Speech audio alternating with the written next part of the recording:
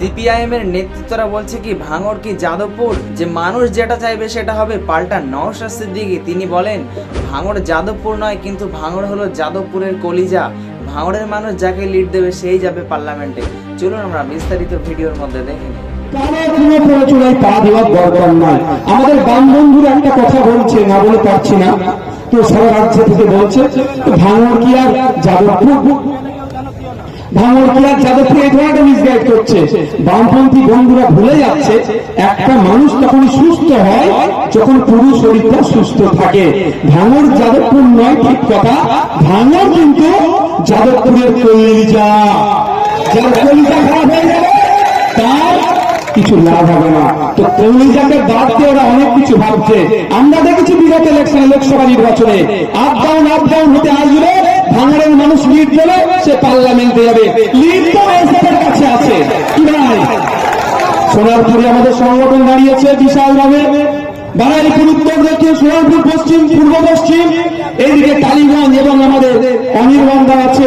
অনির্বান্ধা তার বন্ধু বান্ধব থেকে একটা ভালো হেভি ভোট তৈরি করছে যাদবপুরে। তাহলে তোর সংগঠন তৈরি হয়ে গিয়েছে। সময় কথা বলবে 4 তারিখে। আপনাদেরকে বামপন্থী বন্ধুরা কিন্তু অনেক ভুল বুঝাতে পারে, সতর্ক থাকবেন। তবে একটা কথা বলছি, আমাদের এখানকার যিনি রশিদ গাজী মহাশয় বা তুষার বাবু, তাদের সাথে আমার কোনো মতবিরোধ নাই।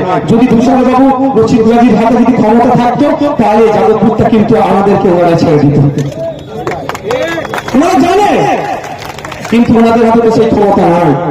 ব্যাপারটা হচ্ছে, আমি বারবার বলছি, আপনাদের চোখ কান খুলে দেখবেন, দিনে বামপন্থী, দিনে কংগ্রেস, আর সন্ধ্যের পরে আরএসএস বিজেপি হয়ে যাচ্ছে। তাদের কাছ থেকে সজাগ থাকতে হবে।